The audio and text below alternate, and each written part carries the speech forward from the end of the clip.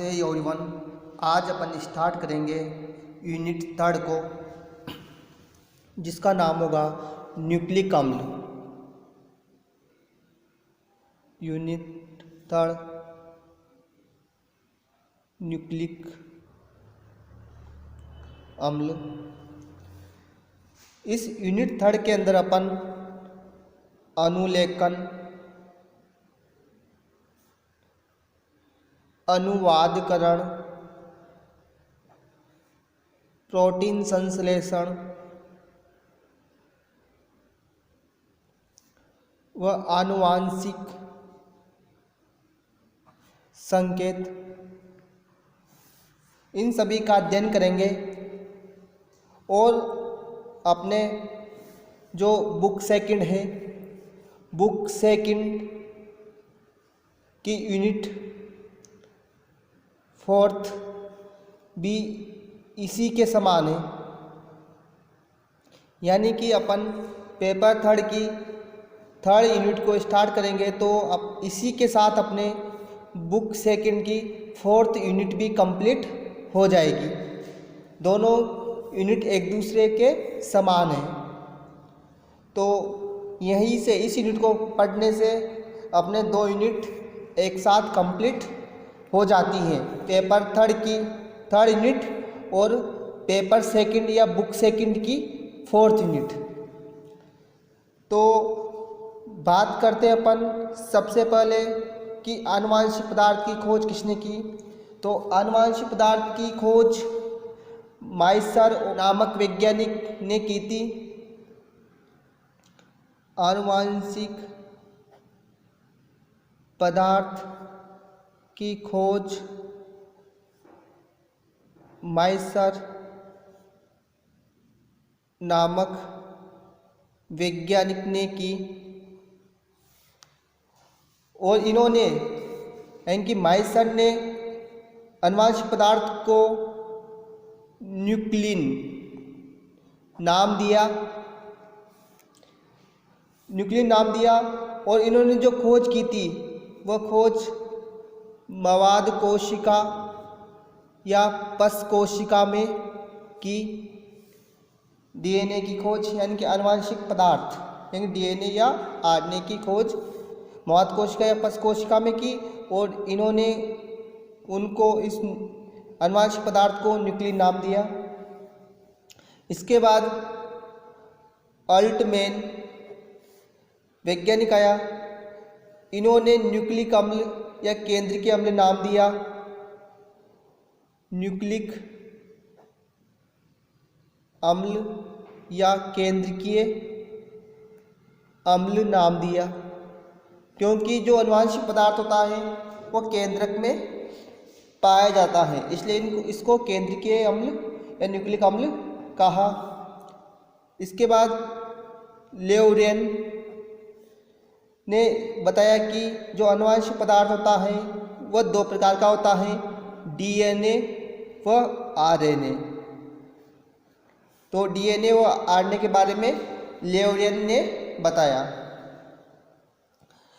इसके बाद अपन बात करेंगे आनुवांशिक पदार्थ के मापदंड या विशेषता है कि आनुवांशिक पदार्थ की क्या विशेषताएं होती हैं। पदार्थ के मापदंड या विशेषताएं। तो देखते अपन आनुवांशिक पदार्थ के मापदंड। देखते अपन फर्स्ट जो आनुवांशिक पदार्थ होता है, तो इस आनुवांशिक पदार्थ में स्वप्रतिकृतिकरण की क्षमता होनी चाहिए, यानी कि जेरोक्स बनाने की क्षमता होनी चाहिए। और आनुवांशिक पदार्थ का जो रासायनिक संगठन है, रासायनिक संगठन वो स्थिर होना चाहिए, यानी कि परिवर्तनशील नहीं होना चाहिए। आनुवांशिक पदार्थ में धीमे उत्परिवर्तन होने चाहिए जो विकास को प्रेरित करे, यानी कि आनुवांशिक पदार्थ में परिवर्तन सडनली परिवर्तन नहीं होने चाहिए, धीरे धीरे परिवर्तन होने चाहिए जो विकास को प्रेरित करें। आनुवांशिक पदार्थ मेंडल के नियमों के अनुसार अभिव्यक्त होने चाहिए। मेंडल के नियमों के अनुसार अभिव्यक्त होने चाहिए, एकल संकर संकर और द्विसंकर संकर प्रयोग के आधार पर। आनुवांशिक पदार्थ में रूपांतरण का लक्षण होना चाहिए, रूपांतरण का लक्षण होना चाहिए, यानी बदलने की कैपेसिटी होनी चाहिए। जैसा कि आपको पता होगा कि डीएनए अधिक स्टेबल होता है आरएनए से, डीएनए अधिक स्टेबल होता है, तो डीएनए स्टेबल होने के कारण ये आरएनए से अच्छा आनुवांशिक पदार्थ माना जाता है। तो अधिक स्टेबल क्यों होता है डीएनए, इसकी क्या विशेषता होती है, तो देखते हैं अपन। डीएनए में थायमिन नाइट्रोजन क्षारक पाया जाता है, आरएनए व डीएनए। तो बात करें आरएनए में जो नाइट्रोजन क्षारकों की संख्या होगी, यानी प्यूरिन तो ए और जी, और पिरिमिडिन के रूप में साइटोसिन व यूरेसिल मिलता है। जबकि डीएनए के अंदर ए, जी और सी, टी, यानी कि आरएनए में यूरेसिल पाया जाता है, जबकि डीएनए में थायमिन पाया जाता है। और इस थायमिन के पास एस्ट्रा मेथिल समूह पाया जाता है जो इसको अधिक स्टेबल बनाता है। इसलिए आरएनए की अपेक्षा डीएनए अधिक स्थायी होता है क्योंकि इसमें थायमिन पाया जाता है। बात करें अपन अगले कारण की, जो आरएनए होगा वह सिंगल स्ट्रैंड होता है, यानी कि एकल सूत्र प्रेजेंट होगा या एकल एक सूत्री होता है, जबकि जो डीएनए होगा वह द्विसूत्री होता है। इसलिए डीएनए यानी कि डीएनए में डबल स्ट्रैंड पाए जाते हैं, यानी कि दो रज्जु पाए जाते हैं, जबकि आरएनए सिंगल स्ट्रैंड होता है, इसलिए यह कम स्थायी होगा, जबकि डीएनए अधिक स्थायी होगा। और इनके बीच बीच में हाइड्रोजन बंध प्रेजेंट होते हैं इन डबल स्ट्रैंड के बीच में। इसके अलावा डीएनए की शर्करा में दूसरे कार्बन पर हाइड्रोक्सिल समूह का अभाव होता है, यानी कि दूसरे कार्बन पर हाइड्रोक्सिल समूह नहीं पाया जाता, जबकि आरएनए में शर्करा में दूसरे समूह पर हाइड्रोक्सिल समूह पाया जाएगा जो आसानी से क्रिया कर लेता है और जल का निर्माण कर देगा। इसलिए आरएनए कम स्थायी होगा जबकि डीएनए अधिक स्थायी होगा, क्योंकि हाइड्रोक्सिल समूह नहीं मिलेगा और हाइड्रोक्सिल समूह नहीं मिलने की वजह से ये आसानी से क्रिया नहीं कर पाएगा। डीएनए अधिक ताप पर भी नष्ट नहीं होता, डीएनए जो होगा वो अधिक ताप पर नष्ट नहीं होगा, जबकि आरएनए नष्ट हो जाता है। डीएनए में होने वाले उत्परिवर्तन धीमे होते हैं, यानी कि धीमे उत्परिवर्तन होंगे, इनमें तेज उत्परिवर्तन होते हैं आरएनए में। इस वजह से डीएनए अधिक स्टेबल होगा क्योंकि इसमें थायमिन होगा और थायमिन के पास मेथिल समूह होता है। मेथिल समूह होने की वजह से ये डीएनए अधिक स्टेबल होगा। आरएनए एकल सूत्री होता है, डीएनए द्विसूत्री होता है, और इन दोनों सूत्रों के बीच में हाइड्रोजन बंध होते हैं, इसी वजह से ये इनको स्टेबिलिटी प्रदान करता है। इसके अलावा आरएनए में जो राइबोस शर्करा होगी उस राइबोस शर्करा के दूसरे कार्बन पर हाइड्रोक्सिल समूह मिलता है, जबकि इसमें दूसरे कार्बन पर हाइड्रोक्सिल समूह नहीं पाया जाता, इसलिए इसे आसानी से क्रिया नहीं कर पाता, इसलिए डीएनए अधिक स्थायी होगा। डीएनए अधिक ताप पर नष्ट नहीं होता, जबकि आरएनए अधिक ताप पर नष्ट हो जाता है, क्योंकि सिंगल स्ट्रैंड होगा, इसलिए अधिक आसानी से इसका विकृतीकरण हो जाता है। डीएनए में जो परिवर्तन होंगे वो धीमे होते हैं, जबकि आरएनए में तेज होते हैं। सभी बातों से हमें पता चलता है कि डीएनए अधिक स्थायी होगा जबकि आरएनए कम स्थायी होता है। इसलिए डीएनए को उत्तम आनुवंशिक पदार्थ माना जाता है आरएनए की अपेक्षा। इसके बाद देखते हैं अपन आनुवांशिक पदार्थ का संगठन। तो आनुवांशिक पदार्थ यानी कि डीएनए या आरएनए दोनों ही आनुवांशिक पदार्थ होते हैं। तो ये किस प्रकार बने होते हैं, इनके अंदर कौन कौन से पदार्थ या कौन कौन से तत्व पाए जाते हैं जिससे डीएनए व आरएनए का निर्माण होगा। तो देखते हैं अपन आनुवांशिक पदार्थ का संगठन। आनुवांशिक पदार्थ डीएनए या आरएनए होता है।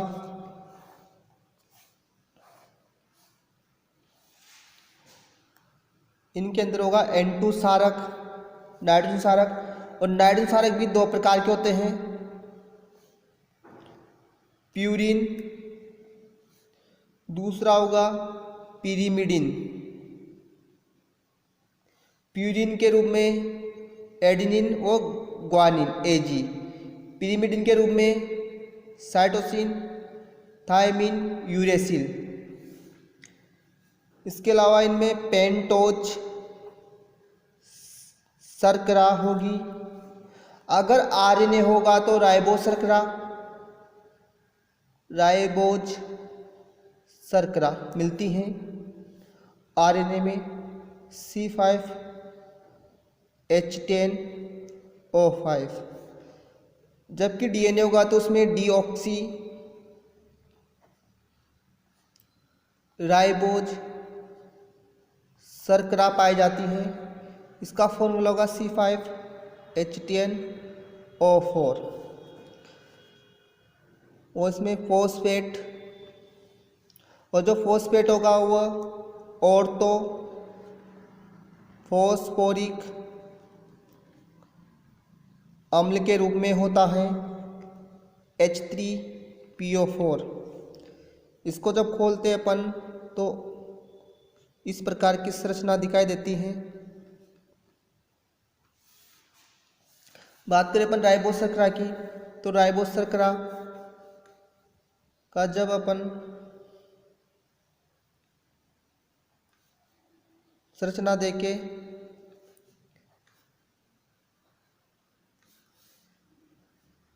तो इस प्रकार की दिखाई देगी। इनकी कार्बन की संख्या 5 होगी, 1 2 3 4 और 5। तो इसमें जो फर्स्ट कार्बन होगा तो इसकी संयोजकता पूरी करते हैं कि एक कार्बन की संयोजकता 4 होती है। तो 1 2 3 4, इसमें भी यही कंडीशन होगी, इसके अंदर भी यही कंडीशन होगी, और यहाँ पर भी 1 2 3 4 कार्बन की संयोजकता 4 होती है। इसमें OH H और H 1 2 3 4। तो जो हाइड्रोजन होगा वो हाइड्रोजन की संख्या 10 होती है। तो गिनते अपन 1 2 3 4 5 6 7 8 9 और 10। और ऑक्सीजन 5 होंगे, 1 2 3 4 और 5 ऑक्सीजन पाए जाते हैं। तो ये जो अपन ने जो संरचना बनाई यह राइबोज शर्करा है। और डीऑक्सी राइबोज शर्करा है। डीऑक्सी यानी कि एक ऑक्सीजन की क्या होगी, इसमें कमी होगी। या ऑक्सीजन 5 है तो इसमें ऑक्सीजन कितने होंगे, 4। तो इसमें जो ऑक्सीजन होगा, जो कमी होगी ऑक्सीजन की, वो दूसरे नंबर के कार्बन पर होती है। तो यानी कि जो दूसरे नंबर का कार्बन होगा इस पर ऑक्सीजन नहीं पाई जाएगी, यहाँ पर ओनली H मिलेगा, हाइड्रोजन पाया जाएगा। तो ये वाला जो फॉर्मूला बनेगा ये किसका बनेगा, डीऑक्सी राइबोज शर्करा का होता है। डीऑक्सी राइबोज शर्करा में दूसरे नंबर के कार्बन पर ऑक्सीजन नहीं पाया जाता। डीऑक्सी राइबोज शर्करा के हावर्थ फॉर्मूला बनता है। जो ये रासायनिक सूत्र होगा इसे अपन हावर्थ फॉर्मूला कहते हैं। आपने केमिस्ट्री में पढ़ा होगा। राइबोज शर्करा आरएनए में पाई जाती हैं, डीऑक्सी राइबोज शर्करा डीएनए में पाई जाती हैं। दोनों में डिफरेंस बस सेकंड नंबर के कार्बन पर ऑक्सीजन का नहीं मिलना डीऑक्सी राइबोज शर्करा, और सेकंड नंबर पर ऑक्सीजन का मिलना राइबोज शर्करा को दर्शाता है। क्योंकि राइबोज शर्करा का ये हावर्थ फॉर्मूला होगा और डिऑक्सीराइबोसल्फर का भी यही हावर्थ फॉर्मूला होगा, बस डिफरेंस सेकंड नंबर के ऑक्सीजन पर ही देखा जाता है। इसके बाद जो फॉस्फेट होगा वो ऑर्थोफॉस्फरिक अम्ल के रूप में पाया जाता है और इसी फॉस्फेट की वजह से डीएनए ऋणावेशित होता है, डीएनए और आरएनए। N2 क्षारक और नाइट्रोजन क्षारक होगा। नाइट्रोजन क्षारक दो प्रकार का होता है, प्यूरिन और पिरिमिडिन। प्यूरिन में एक का मतलब होता है एडिनिन, जी का मतलब ग्वानिन, सी का मतलब साइटोसिन, थायमिन और यूरेसिल। इनमें से ए, जी, सी, टी ये चारों N2 क्षारक डीएनए में पाए जाते हैं, जबकि आरएनए में ए, जी, सी और टी के स्थान पर यू, सी और यू ये आरएनए में पाए जाते हैं। तो देखते हैं अपन डीएनए की रासायनिक संरचना के बारे में बात करेंगे। तो रासायनिक संरचना के आधार पर डीएनए N2 क्षारक, शर्करा। N2 क्षारक कौन कौन से क्षारक पाए जाएंगे? एडिनिन, ग्वानिन, साइटोसिन और थायमिन। शर्करा होगी डीऑक्सीराइबोशर्करा प्लस फॉस्फेट। इन तीनों से मिलकर बना होगा न्यूक्लियोटाइड, और जब बहुत सारे न्यूक्लियोटाइड मिलेंगे तो न्यूक्लियोटाइड मिलकर ही डीएनए का निर्माण करते हैं। जंतु व पादप कोशिकाओं में आनुवंशिक पदार्थ डीएनए होता है, लेकिन वायरस में आनुवंशिक पदार्थ आरएनए होता है। यानी कि जंतु व पादप में जो आनुवंशिक पदार्थ होगा वह डीएनए होगा, लेकिन वायरस में आनुवंशिक पदार्थ आरएनए होता है। जो अभी चल रहा है कोरोना वायरस, उसी के अंदर भी आनुवंशिक पदार्थ जो है वो आरएनए है। वायरस में आनुवंशिक पदार्थ डीएनए भी हो सकता है या आरएनए भी हो सकता है, लेकिन कोरोना वायरस के अंदर जो आनुवंशिक पदार्थ हैं आरएनए है, और आरएनए आनुवंशिक पदार्थ होने की वजह से यह आरएनए वायरस लगातार अपनी संरचना को परिवर्तित कर लेता है, जिससे लक्षण भी अलग अलग प्रकार के उत्पन्न होते हैं। इसलिए इसको कंट्रोल करना मुश्किल होता है। ये युक्त वायरस होता तो उसको आसानी से कंट्रोल किया जा सकता है। जीवाणुभोजी या फेज वायरस में आनुवंशिक पदार्थ डीएनए होता है जो द्विसूत्री होता है। यानी जो जीवाणुभोजी वायरस होता है